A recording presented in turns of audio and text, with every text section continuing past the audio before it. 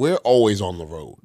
You know, I was actually been reading about the curse of being in the entertainment business because a lot of us don't get adequate sleep. And the reason why everybody's like, why these entertainers don't live very long? Because you got to think about it. Really break this down.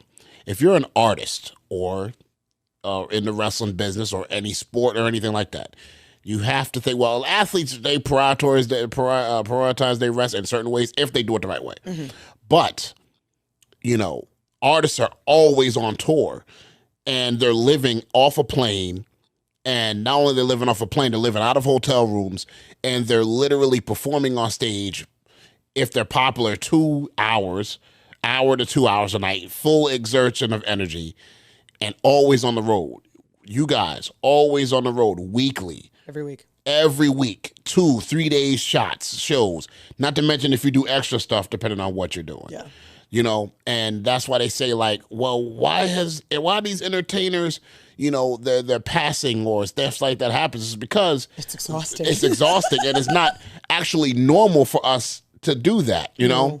So tell me, how do you prioritize your rest and able to have downtime in this industry? How are you able to, you know, be able to go, okay, separate from what I do, how do you prioritize your rest? What do you do to kind of decompress from everything that you do?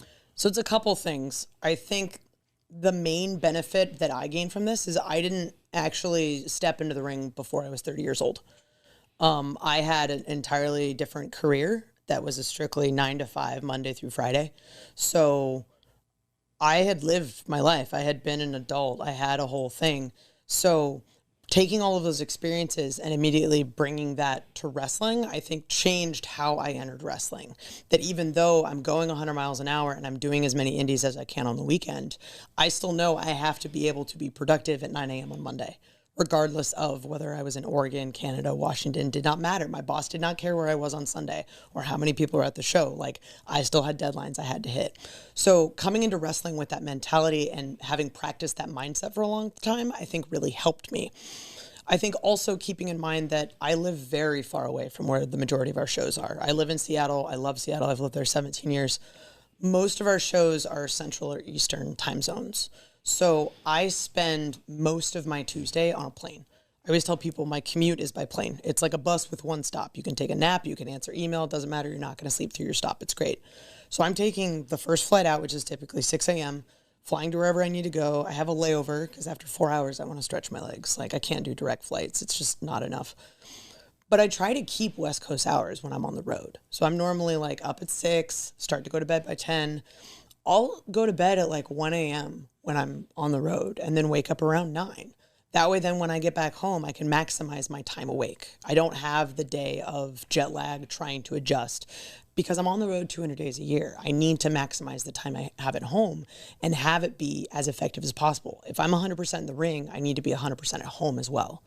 I frequently joke that in wrestling, you're either getting divorced or trying not to get divorced because we have partners at home that are supporting us, but I think we're giving our all in the ring that a lot of times we forget about the people that are supporting us. And I'm trying to not forget about my dude at home. And he's really great too. Like, he's a huge part of that in reminding me, like, if I'm laying in bed and I'm just like, whatever on my phone, he's like, hey, go to bed. I'm like, oh, right. Yeah, I have a meeting in the morning, whatever. So it's knowing what you can do to kind of build those good habits, but also listening to your support system and knowing that they're looking out for your best interests in the same way that you are. They just have a different perspective of it.